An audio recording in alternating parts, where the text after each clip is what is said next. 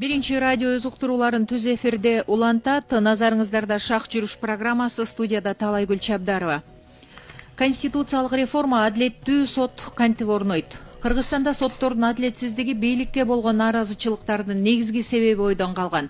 Октябрдагы бийлик алмашуудан бери соттордун калыстыгын камсыз кылуу убадалары берилип жатат. Бирок азыркы мыйзамдык база менен ал максатка жетүү мүмкүн эмес деген пикирлер арбын. Конституциялык кеңешме мүчөлөрү сот бийлигинин жоопкерчилиги жана сот адилеттүүлүгүн камсыз кылуунун жол жоболорун издешүүдө. Талкууларда бир топ сунуштар сот реформасын камсыз кыла турган негиздер тууралуу пикирлер айтылып жатат. Канткенде өлкөдө адилеттүү сот орнойт? Канча жылдан бери сот системасында жүргүзүлүп келе жаткан реформадан эмнеге жыйынтык чыкпай жатат? Деги эле сотторго элдин ишенимин кантип кайтаруу керек? Биз бүгүн ушул багытта сөз кылабыз.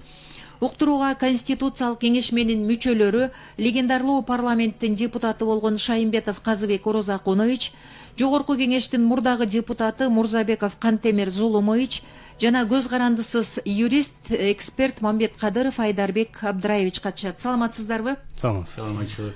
Алгачкы сөздү мына Казыбек Орозакунович сизге берели. Анткени эл өкүлдөрү ушул сотторго болгон нааразычылыктардын, анын себептерин, деги эле практика жүзүндө кандай маселелер, көйгөйлөр болуп келгендигин жакшы билесиздер.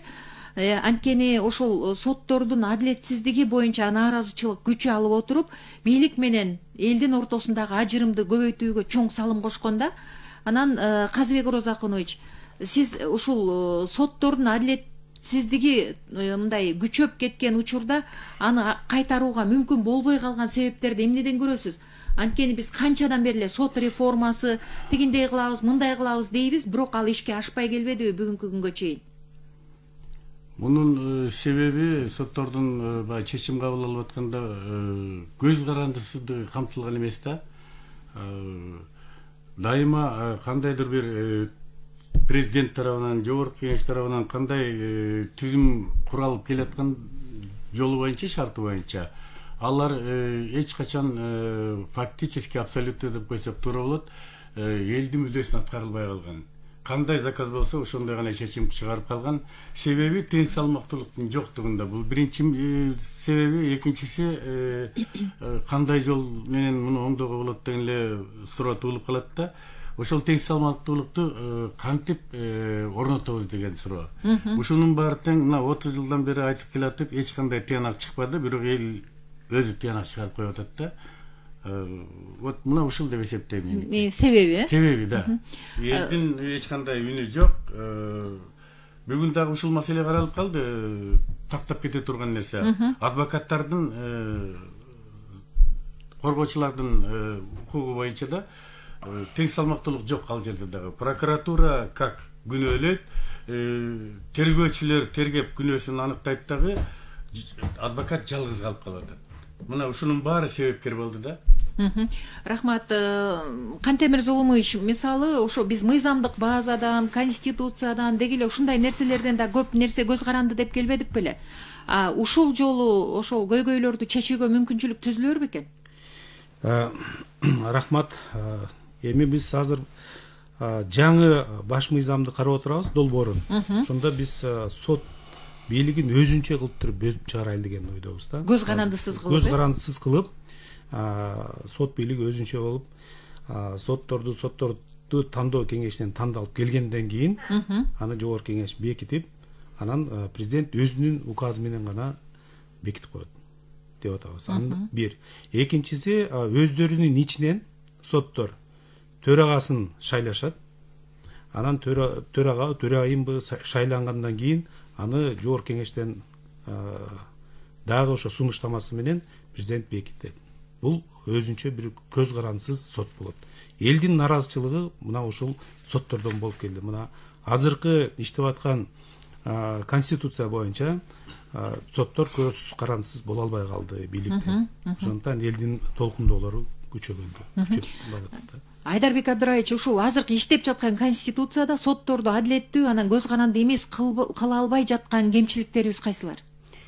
Эми азыркы иштеп жаткан азыркы биздин конституцияда кептин баары ошол сотторду тандоодо болуп атат да. Бул жерде экиге бөлүп кетиш керек да. Соттордун өздөрүн тандоодо жана ошо сотторду тандоо кеңешинин өзүндө да негедир ошол сотторду эми мындай логикага таянсак, аны деген ушундай бир абройлуу, авторитеттүү укукчулар, юристтер, экс судьялар курамында ушундай адамдар болуш керек эле да. Анан ошол 2010 жылдан баштап ошо сотторду тандоо кеңешине ошол 3 бөлүктөн бөлүп, ошо бир бөлүк ошо жогорку кеңеш тараптан көпчүлүк ачылык коалициядан ар кандай талапкерлер келген да. Чындыгында ушул укук системасына такыр жакын жолобогон адамдар келген. Алар ошол жерде көптөгөн терминологияларды билбейт. Анан ошол жерден отуруп бул адамдын тагдырды, өлкөнүн маселелерин чечүүчү сот бутагынын ошо судьяларын тандап, анан кесепетинен ар кандай мындай сапатынан аз, ылдыйкы деңгээлдеги соттор тандалганда, экинчи жагдай болсо өзүнүн кандидатка болгон талаптар кандай да. Мисалы бизге ошо ар кандай сунуштар келип атат ошо биздин секцияга. Бирок менин жеке оюм юрист катары жана сот системасындагы мурунку иштеп кеткен адис катары, судьялар деген судья болуш үчүн жок дегенде бир 3 жыл ошо сот системасында иштеген адамдар келсе, ичинде аппаратынан иштеп, ошо секретарь судебного заседанияда отуруп, жыйында отуруп, же болбосо жанакыл окууну окуп, атайын окууну да жазгызышканда, бирок бир кандай бир себептер менен ал окууну конституцияга каршы келет деп аны жоюп ийип, анан мурунку эле тартипте кайра сотторду тандап киришкенде, бул жер дагы бар. Юристтер эми бул юридика илими чоң да. Ал жерде ар кандай багыттар бар. Анан бул сот системасы, бул судья негизи ошол юриспруденциянын элитасы дейм, ачык айткандачы. Бирок бул жерге чын эле мындай дыккаттык текшерилген, сапаты, билими жогорку болгон адамдар келиш керек эле да. Анткени мындан ары ошол толкундоолор, элдин мындай ишенбечилиги, бийликке мындай болгон нааразычылыктардын баары ошол жерден келип чыгып атпайбы. И ошол мен ошол айта кетчү нерсем, негизи ошол талаптарды күчөтүш керек да. Ошол стаж жагынан же окуп келген батайын окууну. Мисалы мындай бир мисал келтирип кетет элем. Бир өмүр бою дебейин, эми көп жылдан бери, 20-25 жылдан бери милиция же болбосо прокуратура бул прокурор болуп иштеп келген адамдар келет судья болуп. Анан башында болсо сот системасына мындай обвинительный уклон менен киришет. Алдында турган адамдардын баары кылмышкер сыяктуу болот. Тең салмактуулук деген жок болот да мындай адамдардачы көбүнчө. Баарында эмес, эми көпчүлүк бир массада. Ошолорду чындыгында ошо соттун окуусун окутуп, же болбосо ички системасын билип, кандай эмне болот. Алар жанагы секретарь судебный заседаниялар ар бир ишти карашат да. Ошакта келтирген жүйөлөр, ошакта келтирген фактыларды, эки тараптын мисалы айтылган сөздөр, муну деген күндөн жылдан жылга жазгандан тажрыйба алат да ошол жердечи. Анан ошондой профессионалдар келсе деген баягы бул адистикти жакшылап окуп, үйрөнүп алып, анан баардык тепкичти басып өткөн кадрлар жөнүндө сөз болуп атат да. Кошуна өлкөлөрдө мисалы ушул Казакстанда го да мен билишимче судья болуш үчүн сот системасында иштеген адамдар да алышат да. Же болбосо ошо окууга байланыштуу да ушундай. Эми бул дүйнөлүк практика да, дүйнөлүк практика да. Анан жөн эле бир жерде юрист консул болуп, бир 5 жыл бир фирмада иштеди, анан 5 жыл өткөндөн кийин кой мен сот болот элем деп барат, кандайдыр бир жолдор менен чыгат, сот болот, эртең бир районго кетет ат башыга же дагы бир көлдүн бир жагына, аны ошол жерге келип алып, же өзү сапаты жок элдерди келип бүдөмүк салат, чечимди чечет. Анан ошондо нааразычылык башталып атпайбы? Мына бизде Кыргызстанда көп жолу айтылган, муну эксперттер, талдоочулар деле белгилеп жүрүшөт. Сот тутуму деги эле сот системасы, күч органдары учурунда мындай бир ашкере саясатташып кетет депчи.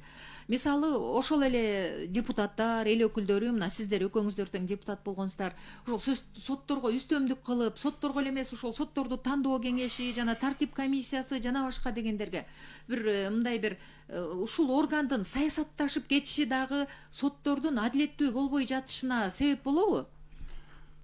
Албетте болот. Бул жерден депутаттарды күнөөлөп же болбосо ошол сот системасында иштеген судьяларды күнөөлөш менимче туура эмес. Себеби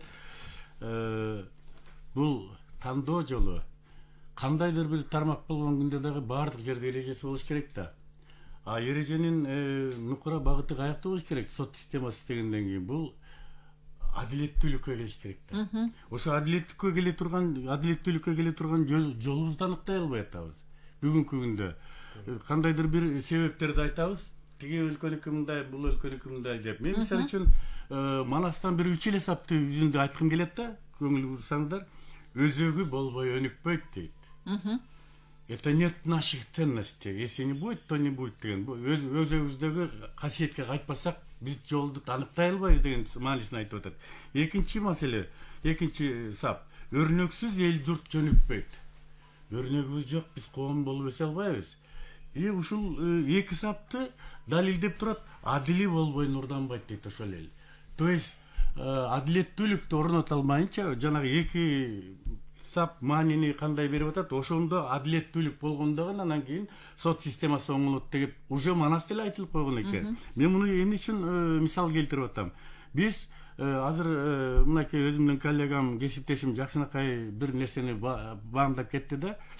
Бул билим алуу, сот системасында органдарды тарбиялоо жолго эмес, жөнгө да коюлган эмес биздин Кыргызстанда. Ошон үчүн эмне үчүн юриспруденцияда где-то хозяйственный субъекты дагы чарба жүргүзгөн мекемелерди иштеп келип эле сот болуп калып атат. Стажы бар. Анан кийин бул жерден биз коркпой айтышыбыз керек. Акча алып, акчанын күчү менен келип аткан. Акча алып, акчанын күчү менен келген судья ал акчасын кайра кайтарып алыш керек, экинчи эсе кылып туруп. Мына причина. Анан ошол жерге келгенде адвокат эмне кыларын билбейт. Адвокат жөн эле катардагы мыйзам менен действие кылат. Мисалы үчүн ошол эле судья же болбосо прокуратура бүгүнкү күндө конституциялык мыйзам менен алар иш жүргүзөт. Аныкы кичине жогорураак болуп калат дагы ыйгарым укугу.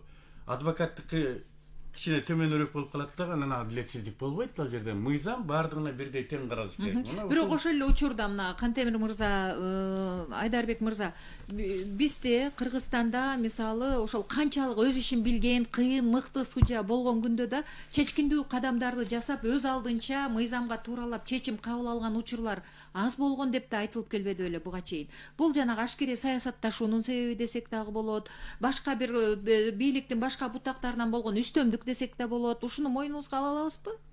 Болду беле ушундай? Мындай эми баардык эле сотторду күнөөлөй бериштен биз деле алыс болуш керекпиз. Адилеттүү соттор деле бар, бирок көпчүлүгү адилетсиз чечимдерди чыгарып келген. Аргасыз чыгарган учурлар да болобу? Кээ бирлери аргасыз чыгарган, кээ бирлери өздөрүнүн жеке кызыкчылыгы үчүн чыгарып жүргөн күндөр да болгон. Бирок ошол бүгүнкү күндө биз мына ошол баш мыйзамга да баса белгилеп, соттордун өздөрүнүн жоопкерчилигин да карап кетиш керекпиз.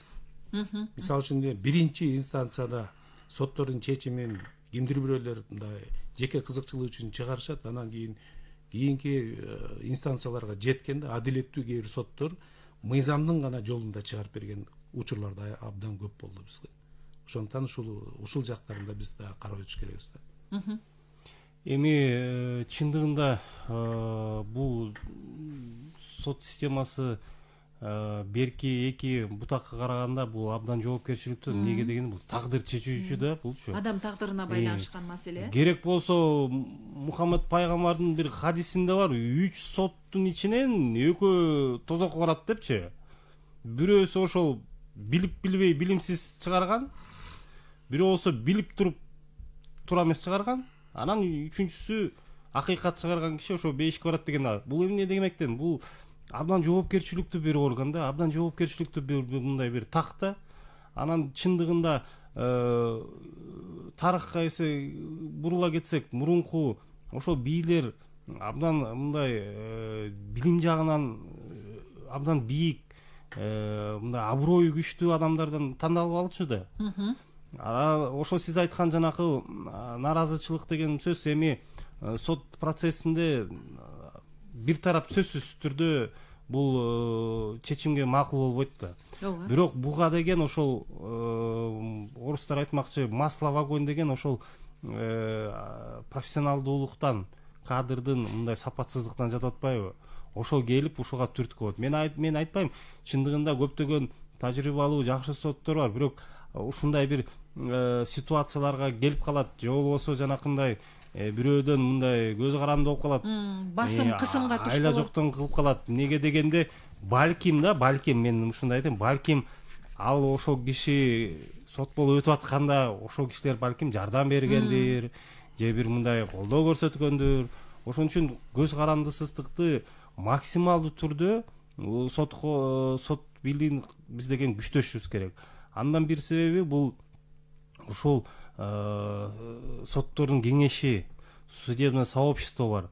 Ошол институтту ичара өздөрү дагы, соттор дагы, биз дагы ушул ар тараптан ушул күчөтүш керек да, анткени өздөрүнүн проблемасын, өздөрүнүн жагдайын булар беш колдой билет да. Анан мисалы жогорку кеңештин укуктарына, ыйгарымдарына соттун судьялар алашпайт, же болбосо аткаруучу бийлигине мисалы алар киришпейт. Ар бир бутак өзүнүн ишин туура аткарып, өзүнүн көйгөйүн, өзүнүн проблемасын өздөрү чечип иштесе, ошондо гана баланс болот да, аша чаппай эки жаккачы. Казыбек агай. Биз башында айтканда судьяларды же болбосо конкретно ошол өкүлдөрүн сот системасында иштегендерди күнөөлөгөндөй болуп калды окшойт. Кечирип турайм ал үчүн. Биз аларды күнөөлөгөн жокпуз. Биз болгон фактын айтып атабыз. Ошол фактыга кандай себеп менен барып калып атат дегенди ошону кичине тактап алсак да, дагы бир жолу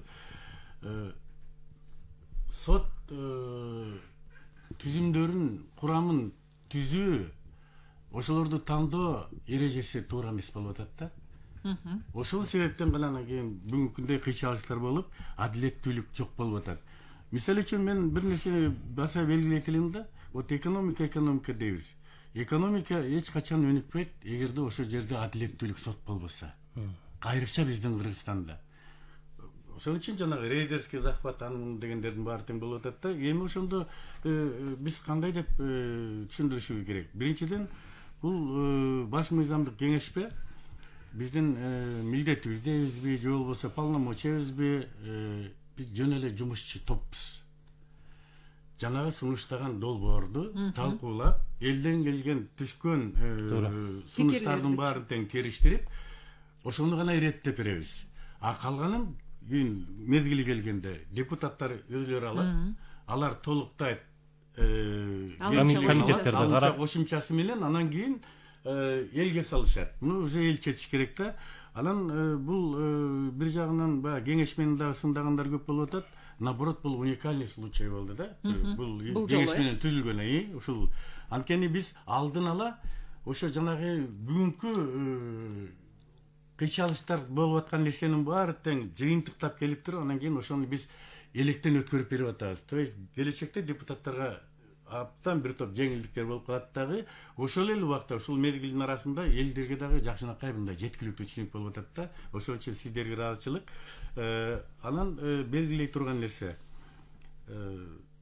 качан акыйкаттуулук болот, адилеттүүлүк болот? Ошол жергиликтүү эл өзүлөрү шайлаганда.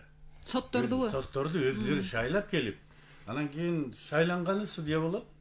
Андан кийин бир жыл өтөбү, 2 жыл өтөбү, аны уже турмуш өзү аныктап коет.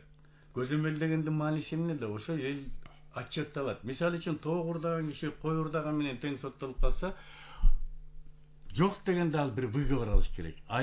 Же болбосо уй урдагандан кийин аны актап жиберсе, ал кетиш керек кызматтан. Аны соттоп же болбосо мынакей биз ушундай буква закона деп жүрүп, бүгүн мыйзамдын тамгасын карап отуруп, элибиздин жарымын уголовник кылып алдык. Мына ушундай кырдаал орногондо гана. Бул биринчи жагы, экинчи жагы сот түзүмү биздики 3 деңгээлден турат да, 3 инстанция. Бул дагы өтө мындай шарт түзүп койгондо формалдуу караганга, үстүртөн кайдыгер караганга шарт түзүлүп калган. Ошон үчүн баягы Балакитан эмне дейт? Созо берет, чое берет, жүдөтөт да, жабыркаган дагы жүдөлөт. Ал тиги жоопкерчиликти тартып аткан дагы жүдөйт да, баары тең аягында ушундай адилетсиз чечим болуп калып атат. Бул жагынан ушу кеңеш менен алкагында иштеп жүргөндөрдү мынакей мен көрүп атам, жанымда кесиптештерим отурат. Ушундай мындай бир иш билги адамдар бар экен. Жана бизге сунушталган долбоорду жакшынакай оңдоп түздөп кете турганда шарт түзүлүп калды да, ушуну белгилегим келет. Анан калган детальда айтасыңар. Айдарбек Абдыраевич, мына сотторду шайлаш керек деген маселе дагы коомчулукта чоң кызыгууну жаратып атат да. Бул кандай тартипте болуш керек? Азыркы иштеп жаткан мыйзамдык базадан эмнеси менен айырмаланат, андай боло турган болсо, кандай артыкчылыктары болот? Эми артыкчылык бул жерде айтып атпайбы, бир чоң аргумент да, элдер деген өздөрү сотту тандайт депчи. Бирок бизде өзүңүзгө белгилүү негизи шайлоо системасын биз дагы эле жөнгө сала албай атпайбызбы? Анын кесепетине мына шайлоо эмне болду? Октябрдагы шайлоочу. Бул сотторду тандоо ошо добуш берүү менен эл шайласа ошондой эле практика алып келет. Ошондой эле мүмкүнчүлүгү көп адамдар жанакындай сатып алууларга барат. Биздин азыркы учурда бул бир аз эртерээк да. Мындай практика чет өлкөлөрдө бар, мындай практика Америкада бар, башка өлкөлөрдө да бар, бирок бизге али бул эрте. Анан кийин дагы бир жери бул системаны бизге киргизүү, бул толугу менен шайлоо системасын дагы өзгөртүш керек. Анан бул дагы бир аз экономикалык жактан дагы мындай көрүнүштөр бар. Анткени каражат көп кетет бул жергечи. Ошон үчүн бул жерде мындай бир аргумент плюс эл шайласын, бирок минустаган бир 3-4 аргументтер бар да. Ошон үчүн бул биздин азыркы мындай багытка бул бир аз туура келбей калат. Кандай аргументтер ошолор? Айтып кетпедим мен, буга чейин кетсечи ошол жана тоскоол болот дейсизби ошолор? Жана жогоруда айтып кеткен аргументтер тоскоол болуп калат да. Анан мен дагы бир нерсени айта кетчү, бул ошол эле соттор менен иштеген адвокаттар жөнүндө да, жаңы ошол адвокаттар жөнүндө болуп калдык. Азыркы күндө дагы ушул жакшы адвокаттар дагы аз болуп кеткен да. Булар мындай көбүнчө адвокаттар посредник болуп алышкан. Аброй да түшүп калган көбүнчөсүнүкү. Булар ошо адам менен же болбосо бир юридикалык жак менен анан соттун ортосундагы бир мындай сүйлөшүүчү адам сыяктуу болуп калган да. Эки тарапка тең иштеген. Эки тарапка тең иштейби же бир тарапка же сүйлөшүп берем, ушундай сыяктуу болуп калганда анан чындыгында мурунку бир жакшы чоң адвокаттар бар эле, аттарын азыр айтпай эле коеюн. Ошолор менен мындай салыштырмалуу адвокаттар да көп, анан сапаты дагы ошо аз да, и жоопкерчилик жагынан дагычы. Булардын дагы аброюн көтөрүш керек адвокатуранын. Бул соттор менен иштечү, бул адамдын укугун жактоочу, коргоочу ошол сотто жак болуп эсептелет да. Эмне кандай болду? Эмне талап ылдыйлап кеттиби? Балким талап дагы ылдыйлап кеткен. Балким ошол эле кайра эле айланып кетсек, балким квалификациялык жактан дагы балким ошондой да болуп калышы мүмкүн да. Анан ар кандай көрүнүштөр бар. Сот системасында мындай болуп кетти же болбосо жанагы айтылгандай болушу мүмкүн деген вообще болбош керек да. Анткени ал жерде адамдын тагдыры чечилип атат. Кандай болгонунда да керек болсо ошонун өмүрүнө коркунучтуу болуп калган мезгилдер болуп атат. Ошон үчүн тагыраак болуш үчүн биз жанагы шайлоо системасына эч кандай коркпош керек. Туура суроону койду. Шайлоо системасы болсо азыр экономика. Эгерде биз ошо шайлоо эрежесин өзүбүздүн баягы кулк мүнөзүбүздөгү ачык добуш менен кое турган болсок, бир тыйындын кереги жок. Кагазга гана канцелярский материалдарга гана акча керек болот, а башка эч кандай айлык да кереги жок. Эл ачык добушун берет. Ошол жерде протоколдо баарын тең такташат дагы, шайланып келет. Анын конечно критерийлер коюлат. Кандай сапаты болуш керек, канчалык анын стаж ошого байланыштуу. Анан кийин шайлоого бара турган, мисалы үчүн ошол кандидаттар дагы ошонун да критерийлерин биздин азыркы вот өткөндөгү тарыхтагы анан бүгүнкү элибиздин жашоо эмне дейт эле, ошо жашоо эмебизди карап келе турган болсок, мунун да жолу бар экен. Мисалы үчүн мынакей бүгүн Бишкек шаарынын Октябрь районунун сотторун шайлап атат. Мисалы үчүн да үч судьяны шайлаш керек. Кандидаттар чыкты, тиги партия алып чыгып атат, мунусу алып чыгып атат, баары тең. Бул 25 кандидат болуп калсын. Ошо 25 кандидаттын ичинен ичинен. Мисалы үчүн хотя бы алтоону калтыра турган бир какой-то бир ортодогу механизм болуш керек. Ошо татыктуунун татыктуусу андан кийин элге шайлоого. То есть эгерде мен бүгүн таксист болсом, эртең самолет айдагым келет. Анан ошого мен татыктуумбу самолет айдаганга? Какая-то комиссия болуш керек да ошол жерде. Ошого сыяктуу эле бул жерден да шайлоо системасында ушундай механизм болуш керек да, татыктуунун татыктуусу барыш керек. Ошол алтоонун үчөөнү гана шайлап алат эл. Көрдүңүзбү? Анан кийин бир жыл өтөбү, 2 жыл өтөбү механизм обратно отзыва. Анан жана 3 иерархия деп аябай волокитильный болуп калып атпайбы? Ошолор болбош үчүн бизде экили инстанция болуш керек экен суд. Кыргызстандын практикасында биз салыштырмалуу көп нерсени карап келдик, системаларды. Мисалы үчүн биздин Кыргызстан сегодня бүгүнкү күндө романо-германский тараптагы мыйзам системасында калыптанып калган Кыргызстан. Балким жана граждандык кодексте гана Францияныкы алып калышы мүмкүн да, биздин өзүбүздүкү жок. Даже Советтер Союзунун көпчүлүгү ошол романо-германский системасында болчу. Ошон үчүн бул шайлоодон коркпош керек эч кандай. Биринчи инстанцияда уголовный общий юрисдикция деген, андан кийинки гражданский. Бул судьялар, экинчиси уже апелляционный инстанция болуш керек. То есть анан кийин район түү областка Бишкек шаарына деп убара болбойт. Сразу эле апелляционный сотко беришет, алар кандай чечим чыгат. То есть соттор состязательный болуп калат да, бири-бири менен атаандашкан. Адвокат менен прокурор эмес, а именно судебная система өзү бири-бирине. Көрдүңүзбү? Татык бул адилеттүү чечимби, же адилеттүү эмес, ошондо билинип калат дагы, эл буга бат эле көнөт дагы. Мунун биринчиден материалдык эч кандай затыратанын кереги жок. Бул туура эмес. Муну биз тактап жөндөп бергенге дагы даярбыз. Экинчиден адилеттүүлүк ошондо орнойт. Рахмат. Бизде Facebook пайдалануучулар да өздөрүнүн пикирлерин билдирип атат. Нурмат Шайыков: менин сотто жүргөнүмө 10 жыл болду. Жогорку сотторго жетет, алар бузат. Биринчи кайра соттукка келет. Ал жерден чечилет. Жогорку сот кайра бузат. Жоопкерчилик деген жок. Анан да көз карандысыз дегенди алып эле салган жакшы. Акчага көз каранды экен да дейт. Президент кол койгондон кийин президент да жоопкерчилик алсын дейт. Кандай ойлойсуз?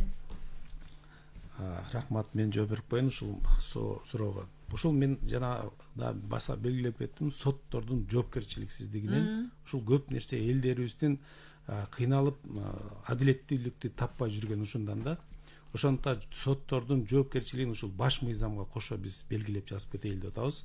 Эгерде ошол биринчи, экинчи инстанциялардан туура эмес чечимдерди чыгарып берсе, кийинки инстанциялар туура мыйзамдуулугун тапса, анда ошол биринчи инстанцияда кандай чечим чыгарса, ошол соттун жоопкерчилиги ошондо болуш керек.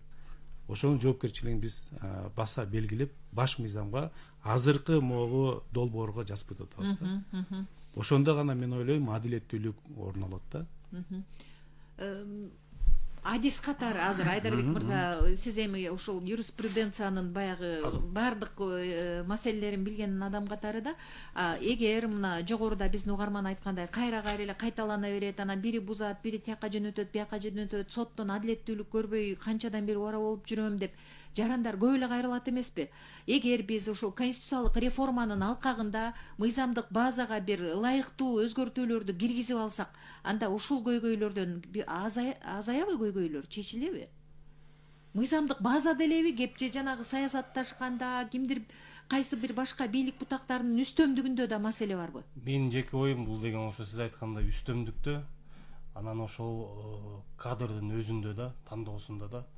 Эгерде чындыгында ошол үстөмдүк болбой, сот процессине ар кандай кызыкчылыктар аралашпай, ар кандай адамдар ортого түшүп бул процесске киришпегенде, бул акыйкат чечимдер көбүрөөк болот го депчи. Анткени анан бул жерде дагы ошол мисалы материалдык жактагы бар да. Биз эми колдон келишинче мамлекет соттордун айлыгын мүмкүнчүлүккө жараша ар жыл сайын болбосо дагы көбөйтүп атат да. Эми бул мындай кепилдик да болуш керек да аларгачы. Бул жагынан дагы иштерди карап, ошол өткөндө сунуш келген ошол өздөрүнүн бюджетин соттору, сот системасы, сот кеңеши кандай айтат да, өздөрү жактаса депчи, финансылык жагынчы өздөрү жактап, анан кийин ошол жогорку кеңешке берип бекитип өздөрүнүкүн жактаса деген сунуштар келип атат да.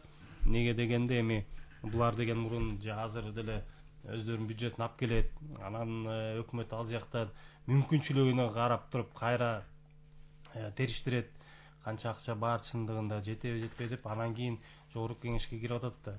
Анан бул жерде дагы ошол плюс жагы дагы бар, минус жагы дагы бар да. Анан дагы бир айта кетчү нерсе, бул жанакы азыркы конституцияда сот арачылар деген бар да, биздечи. Ошол принципти негизи маанисин алынып атат да бул жактачы. Жөн эле сот катышуучулары деп, бирок именно заседатели деп, присяжных деп ошондой терминологияны алып кетип атат. Неге дегенде бул практика жүзүндө дагы бизге киргизиш кыйын болуп атат. Анан кийин мисалы Россияда Кавказ өрөөнүндө бул система иштебей койгондо, неге дегенде аякта клановый, тейповый мындай уруучулук деген бар да. Анан бат-баттан эле караса эле баары бирине уруулар, бири-бирине тууган болуп калып, анан кийин бул система иштебей калды да аяктачы. Эми бизде деле ошол Кыргызстанда, ушул Азияда деле ошондой эле сыяктуу болуп атат да. Биз эми өзүбүз кичине калк болсок, анан кийин тааныш билиш болуп эле бул мындай системанын иштегени бир аз коопсуздуу да, мындай гарантия жок да. Анан ушуну алып кайра эле мурунку калыбына келтириби деген сунуш келип, бул колдоого тапты да биздечи азыр ошо кеңеште. Демек, бир кайсы бир деңгээлде өзгөрүү болот деп. Өзгөрүүлөр болуп атат, анткени күн сайын бизге көптөгөн жарандар келет өздөрүнүн сунуштары менен. Ошо сунуштардын кээ бирлери позициялар уже буга чейин биз карап чыккан статьяларга дал келип атат, же болбосо жаңы бир сунуштарды алып келип атат. Мисалы ошол жогоруда айтып кеткен 1-2 киши дагы келген, ошо соттор шайлансын деп, кээ бирлер болсо жанакы өзүнүн жанакы соттор тандоо кеңеши боюнча көп сунуштар келет да, негизиненчи ошо кандай тандоо, ошо системасын жол жобосун деп.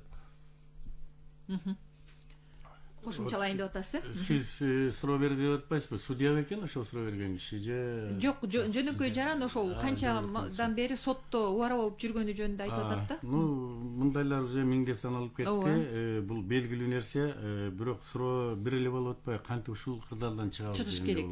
Ушул конституциялык реформанын алкагында чыга алабызбы? Базаны бекемдей алабызбы мыйзамдык базаны? Ошон үчүн азыркы иш жүзүндө жүрүп аткан баш мыйзамдагы, сунушталган мыйзамдагы муну гарантия бере албай атат. Мына жеке менин баамдоомча, мен муну өзүмдүкүн таңдаган жокмун, ушуну туура түшүнсүн угуучуларым, кыргыз элим. Үстөмдүк бүгүнкү күндө да бар, сунушталганда, мурункусунда тем более алып келген. Бул баардыгыбызга мен маалым.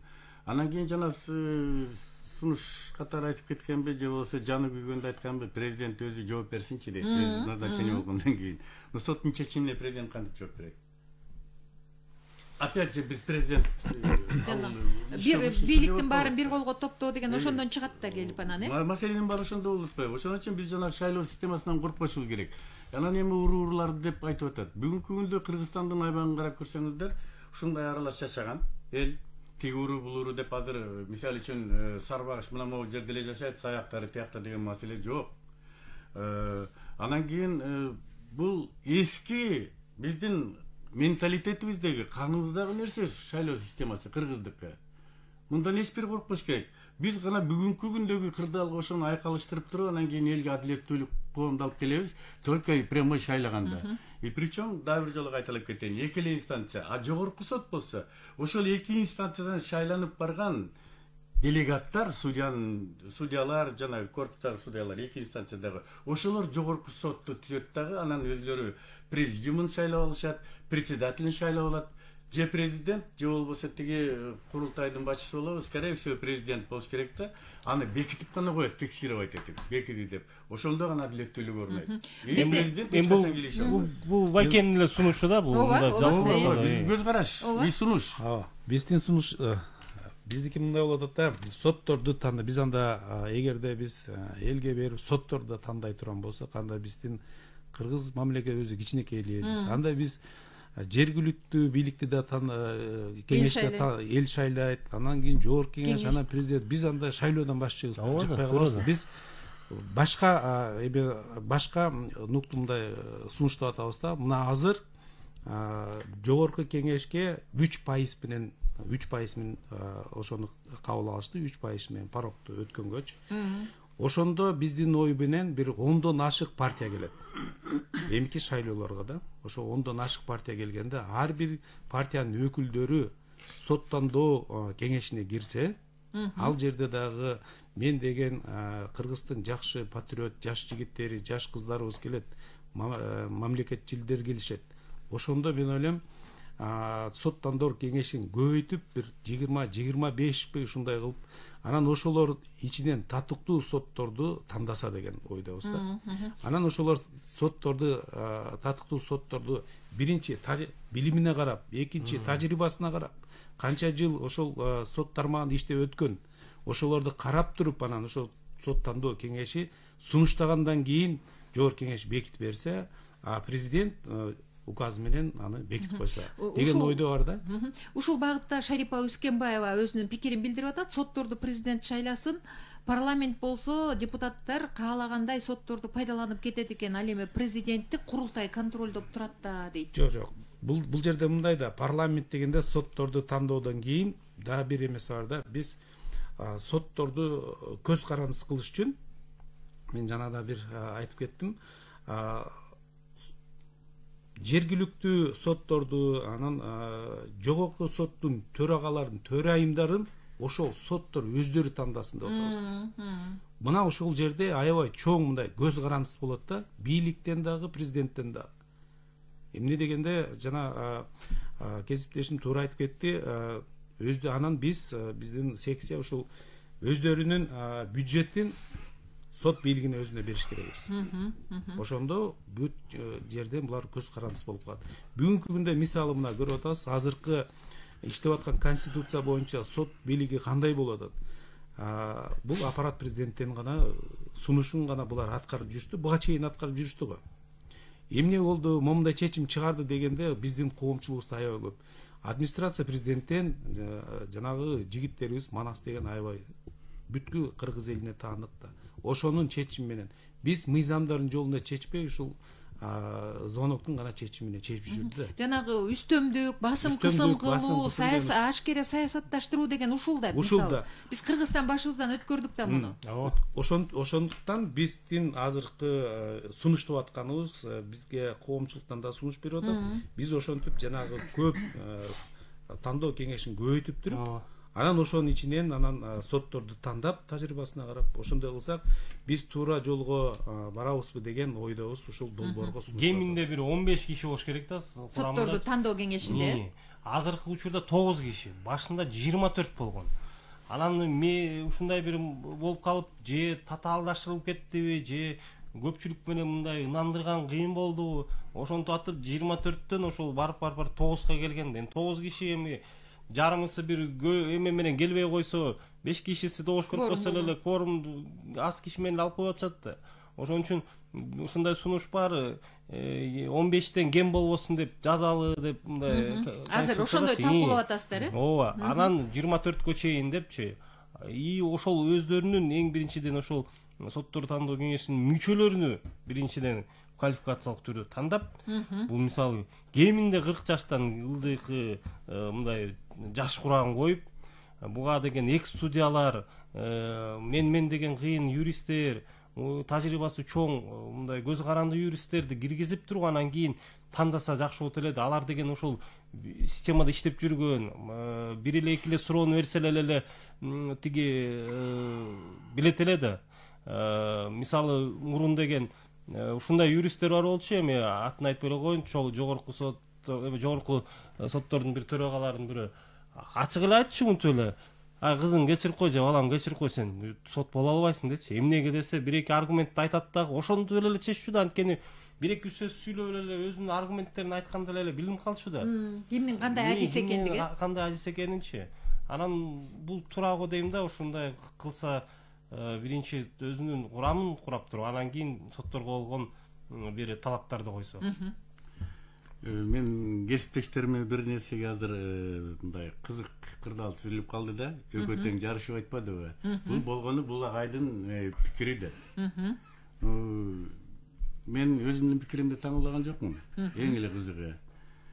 Коомчулукта суротулуп атпайбы?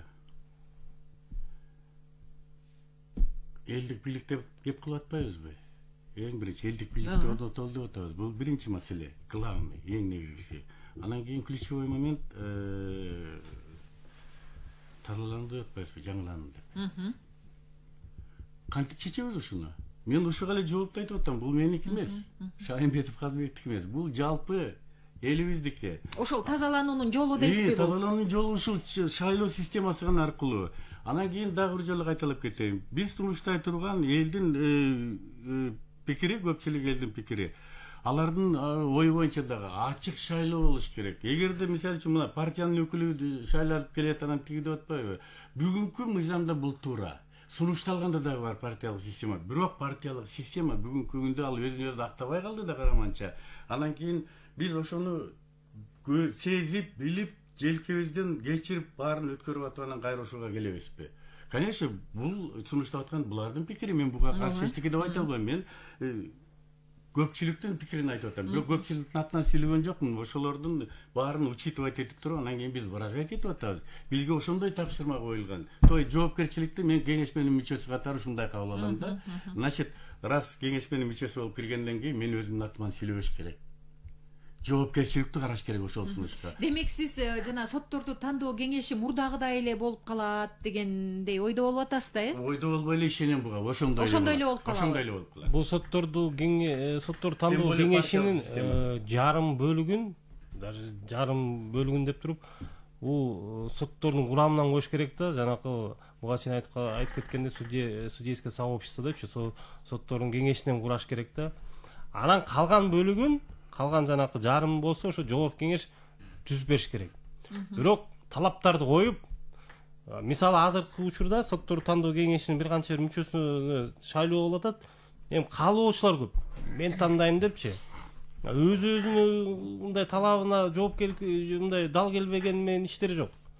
Анан ошондой бир талаптарды коюп туруп, жакшы мындай мен деген кишилерди тандап алса, ошолор анан кийин бир мындай жакшы сотторду, судьяларды тандап береби деген сөз да. Булар эми судьялар тандап берип туруп, анан кийин булар инстанциясына жараша жанакы жогорку соттукун өзүнчө, жергиликтүү соттордукун өзүнчө кылып бөлүшөт да, ошондой кылыпчы.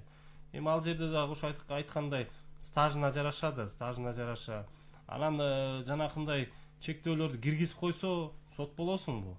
Бар, 3 жыл иштеп кел. Сот болосуң, бар, жарым жыл окуп кел, мисалы да.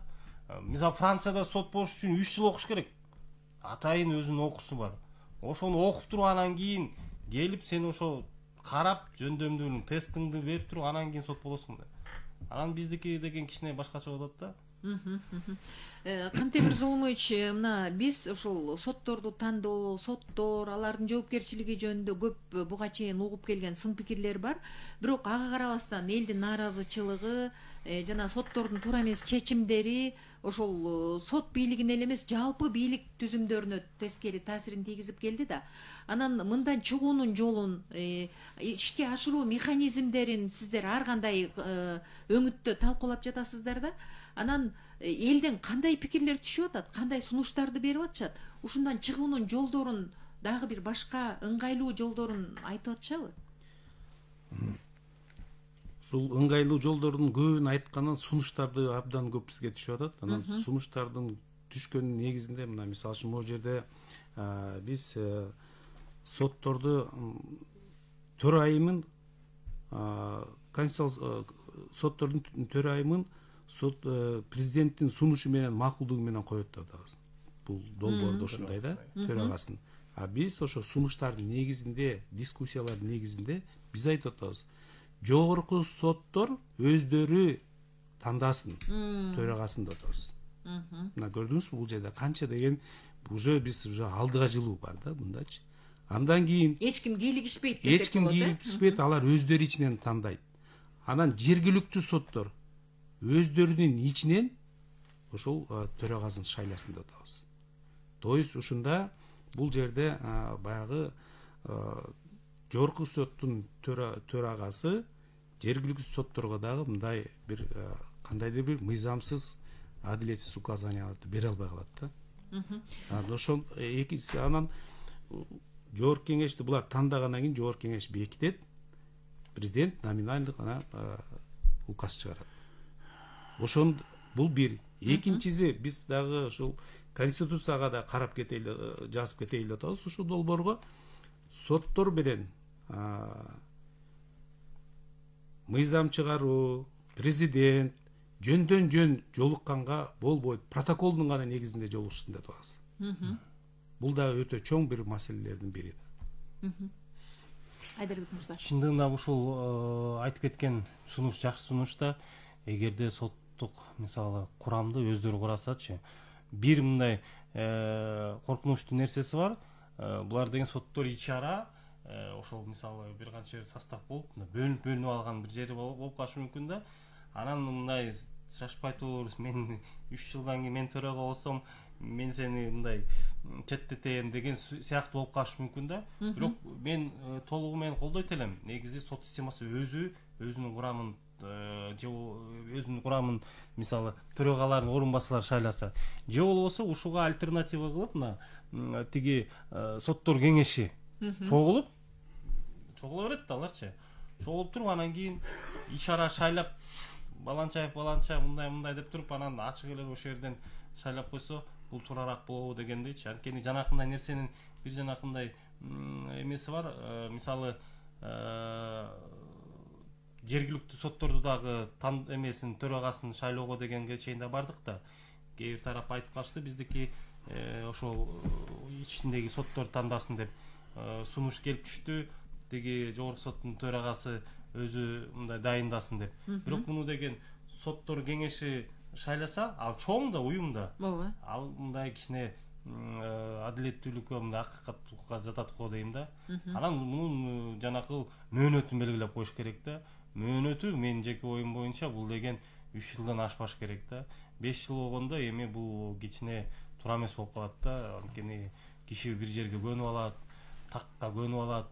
Анан өздөрүнүн балким бир кызыкчылыктарын жүргүзүшү мүмкүн. 3 жылда бул деген иштеди, бир кандай бир нерселер жасады, реформа жасады, же ишке ашырдыбы деп анан алмашып кетет эле да. Бул азыркы айтып аткан сунуштар келеши азыркы кырдаалдан келип чыгып атат да.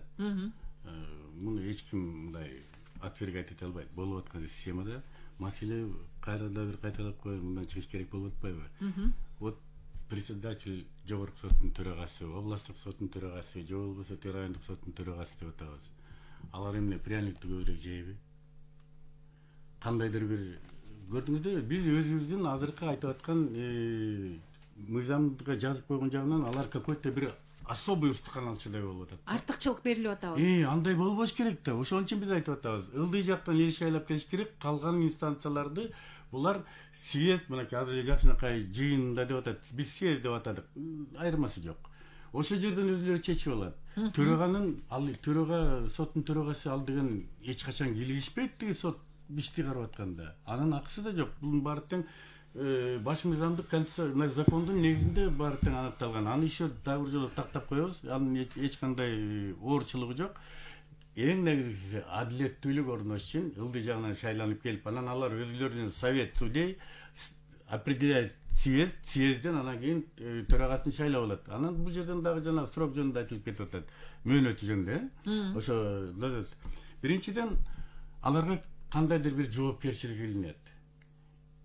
Не в том плане, что ишти кандай караш керек, а именно процедурный моменттерде ошого жоопкерчилик көбөйгөндө алар ойлонойм, кой мен болбой эле коеюн дейт. Биз ошондой шарт түшүбүз керек. А эртеңки күнү судьянын баары тең 1 жыл өтөбү, 2 жыл өтөбү курултайда же болбосо элге отчет берсин деп атабыз. Ошол жерден эле билинип калат. Анан кимдин ким. А то, что материальное обеспечение, бул материалдык камсыздоо, бул уже экинчи маселе. Бул маселе чечилип каралып келатат, и чечиле бере турган нерсе да. Бул бүгүн ишке тосполдук ал эмес. Именно азыркы эреже ошол эки өкүлүшүсү ошол эреженин жаңы долбоорго кирип калганы гана болуп атат да. Бизге Алихан Эгембердиев дагы пикирин билдирди. Президенттик башкаруу болуп дейт. Бүт бийлик бутактарына катуу талап болсо гана сөзсүз жоопкерчилик, ошондой эле адилеттүүлүктөн тайгандык үчүн жумушунан алып жаза колдоно турган болсо гана акыйкаттыкка жетебиз. Сотторго деле ошондой мамиле керек. Ансыз азыркы чакта депутаттардан кийинки эле өзүм билемдик ушул соттордо болуп жатат дейт да. Туурабы? Туура кошулабыз. Анткени ошон үчүн ошол конституцияда аткаруу бийлигин президент жоопту деп ушундай норма кирип атат да. Буга чейин андай болгон эмес. 10-жылдын конституциясында бир дагы орган мындай жоопкерчиликти жазылган эмес. Парламенттик болгону менен бирок иштин жүзүндө такыр башкача болгон. Ошон үчүн жанакы 30 премьер-министр канча 30 жылдын ичинде болду. Булар деген жөн эле ошол бир аткаруу органы жакшы иштебей койсо премьер-министрди алмаштырып эле өзүнүн мындай жоопкерчилигин сезбей атканда, бирок бул ошол конституцияда ушундай сунуштар келип атат. Президент ошол бийликти аткаруу бийлигин алып аткан соң буга ошондой дагы жоопкерчиликти байлаш керек депчи. Чындыгында эгерде биз ушул иштелип жаткан сунуштарды карап көргөндө президенттикке бара турган кишиге мындай оңой болбойт да. Анткени чоң жоопкерчилик турат. Кантемир Зулумович, мына биз жана жаңылануу керек, анан тазалануу керек эле дей беребиз да, бирок ошол эле нерсе сотторго деле тиешелүү да. Мисалы өмүр бою сот болуп жүрүп, анан каалаган улам бир орундарда, жооптуу кызматтарда, бирок ошол иштен кетирген кемчилиги үчүн же болбосо туура эмес чечим кабыл алгандыгы үчүн деген жоопкерчиликке тартылган учурлар деги эле болбойт, болсо дагы чанда да. Анан соттордогу бир тазалануу процесси кандай жүрүш керек? Мисалы мындайча айтканда, азыркы тил менен айтканда, соттордогу люстрацияны кантип жүргүзө алабыз да? Биз жанагы бул жерде белгилеп кеттик, жана соттордун эгерде кандайдыр бир туура эмес чечимдерди чыгаргандар аныктала турган болгондон кийин, ал соттор өмүр бою мындай сот тармагында иштегенге акысы жок деген баш мыйзамга ошо сунуштама келди. Ошо сунуштаманы кошуп бекитип кетели деп атабыз. Ошолорду бекитилгенден кийин кайрадан баягы соттор жок, мен мурдагы бийлик менен мени туура эмес жумуштан алып койду деп кайрадан келишип атпайбы? Мындай азыр көрүнүштөр абдан көп. Ошондуктан биз эгерде соттун чечими менен чыкса, өмүр бою мындай башка сот тармагына жумушка алынбайт деген баш мыйзамга кошо жазып кетип атабыз. Бул жерде жоопкерчиликти абдан азыр өзүңүздөр мына мен коллегам айтып кетти. Азыркы иштеп аткан баш мыйзамдын жоопкерчилиги жоктугунан, бийликтин жоопкерчилиги жоктугунан, анан ушул дагы бир мындай элдин толкундоосуна келип бийлик алмашат да. Азыркы жазып аткан долбоор, баш мыйзамдын долбоору бул түздөн түз президенттин анан жана эки бийлик бутактын жоопкерчилигин кошуп жазып кетип атабыз да. Эгерде президент келген президент ички жана тышкы саясаттарына абдан чоң бир мамлекетке зыян келтире турган болсо, анда ал президент жоопкерчилигин тартсын деп жазып кетип атабыз. Азыркы баш мыйзамда болсо парламенттагы, президент дагы, эч ким аткаруу бийлиги да эч ким жоопкерчиликти мойнуна албады да. Мына өзүңүздөр көрдүңүздөр, канча деген биз кредиттерди алдык, мамлекетке кереги жок кредиттерди алдык. Бирок ошого ким жооп берет? Мына бүгүн кечетен бери барып жалдырап Кытай мамлекетинен ошону бизге узартып бериңиз деп суранып атабыз. Бирок тилекке каршы ким жооп берет? Эч ким жооп бере албайт. Жоопкерчиликти көрсөтүп, ошол жоопкерчиликти тагуу менен ошол сот системасындагы дагы көйгөйлөрдү чече алабыз деп атасыз да. Ооба, ошо сот системасына дагы жоопкерчиликти аябай чоң баса коюш керек. Өзүнөн өзү тазаланып калышы мүмкүнбү ошондо, Казбек мырза? Өзүнөн ошол мыйзамдык база ишке кирсечи, мисалы. Өзүнөн өзү мыйзамдык база келсе, эгерде сотторду тандоодо аябай тыкылдаттык менен тандоо алып келгенден кийин же баягылар эле келип калат. Жок, соттордун мисалы үчүн жоопкерчилиги аябай биз жоопкерчилигин бекемдейбиз да. Мына азыр өзүңүздөр көрүңүздөр, жаштардын бүгүнкү күндө үнү кандай болуп атат. мен ушуга бир Ооба. келтирип коеюнчу. Жанакы сот окуусу болгон да, мисалы ошону конституцияга каршы деп алып чыгышпадыбы, ар кимдин укугу бар депчи. Мына мен жогорку сотто өзүмдүн карьерамды баштаганда, анан мен андан ары башка жумуштарга кетип, бирок ошол жерде 10-15 жылдан иштеген менин мурунку кесиптештерим бар эле да, чыныгы профессионалдар. Анан ошол окууну мындан ары судьялар окуйт деп, алар дагы ошол окуусуна барып, ал жактан дагы тажрыйба алып, анан негизи логика нерсесин кезегинде ошол сотторду тандоо кеңеши ошо окугандарды биринчи жөнөтүш керек болчу да. Алар барса ошо сотторду тандоо кеңеши силер тургула, биз деген азыр инстанция менен жараша, районго жараша карайбыз деп туруп, ошол 30 балабы канча баланы тең чачыратып алар жүрүшпөдү. Алар жумуштарын тыштап, алар деген ошо жерде канча бир убакыт, жарым жыл окуп, өзүнүн эмеси менен жумушка барбай, анан аягынын натыйжасы жанакынтип булардын деңгээлин түшүрүп туруп, конституцияга каршы келет деп туруп, окууну алып салып, анан 200дөн ашык сот жаңы кайра шайланышпадыбы? Эми ошонун арасында ким сот болду, жана мен айткандай юрисконсулттар, эми кесиптештерим таарынбасын, эми тажрыйбасы бир аз аз болгондор барып эле тааныш болуп эле, анан кийин сот системасы бузулбады ичиненчи. Инстанция бул ишти дегил эле, бул ишти карап көрө электер келди да, ал жергечи. Анан чындыгында ошол өзүнүн даяр кадрлары бар. Ошол эле бир Кочкор районунун бир райондук сотуна баралычы, ошол жерде бир мен билсем деле бир 5-10 жыл иштеген сотрудниктер бар. Буларга деген бир мындай мотивация болуп калат да, буларга деген бир максат болуп калат. Мына ушинтсем жогорулайт экен. Биздин сапатыбыз дагы жогорулап атат. Бизге да талаптар жакшы болуп атат. Ачы бизден саналуу адамдар экенбиз да деп, булар дагы ишине жакшы көңүл буруп, булар дагы сапатын жогорулатып, мындай бир оценка, бир критерий менен анан кийин андан ары жылат эле да. Бул ушундай кылыш керек да. Буга салыштырмалуучу, мисалы прокурор болуш үчүн райондук деңгээлде, шаардык деңгээлде же башка прокуратурада иштеш үчүн ошо прокуратура системасында сен иштешиң керек да. Кеминде дегенде 3 жыл, 5 жыл, 7 жыл деп бөлүп коюшкан. Ушундай эле критерийден бияка кириш керек. Рахмат. Кыскача айтыңыз, ага убактыбыз бүтүп баратат. Рахмат. Айдарбек иним, кесиптешим аябай сонун өзү эле жооп берди жана коюлган суроолордун баарына. Профессионализм. Профессионализм. Кесипкөйлүк. Ошо кесипкөйлүктү биз ал обязательно коюлат. Бул эртеги кесипке коюла турган маселе, бул уже фактически чечилип калды дегенге тете да.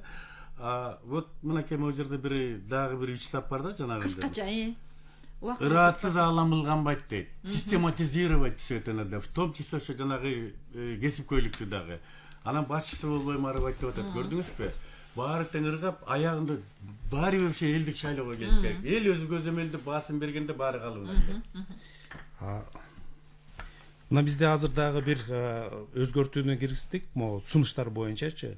Конституциялык сотту бөлүп чыгардык. Мисалы үчүн бизге берилген долбоордо, мисалы үчүн жогорку соттун чечими акыркы болот деп эсептелген. Азыркы действующий да азыркы деп атат. Биз бирок жогорку соттун эмес, конституциялык сотту өзүнчө бөлүп, ошондо уже ар бир жаран мыйзамдар бузулуп келсе, конституцион сотко кайрылганга акылуу деп аны өзүнчө бөлүп чыгарды. Жогорку соттон кийин. Бул эми мурдагы жаңы долбоордо. Мисалы бузулса. Укук конституциялык укук бузулса, ал жерде жарандардын да укуктары бар да. Ошолор бузулса, анда эң акыркы инстанция ал конституцион сотко кайрылат турат. Жакшы. Рахмат, урматтуу радио каармандар. Биз конституциялык реформа, адилеттүү сот кантип орнойт деген темада түз эфирде маектештик. Биздин студияда Конституциялык кеңешменин мүчөлөрү, легендарлуу парламенттин депутаты Шайымбетов Казыбек Орозакунович, жогорку кеңештин мурдагы депутаты Мурзабеков Кантемир Зулумович жана көз карандысыз эксперт, юрист Мамбет Кадыров Айдарбек Абдыраевич болду. Сиздерге ыраазычылык билдиребиз, ишиңиздер ийгиликтүү болсун. Угармандардын эсине салып коелу, сотко байланышкан мына ушул маанилүү маекти сиздер Facebook'тагы Биринчи радионун баракчасынан кайрадан көрүп угуп алсаңыздар болот. Программаны алып барган Талайгүл Чабдарова, кайрадан эфирден жолугушканга чейин саламатта болуңуздар.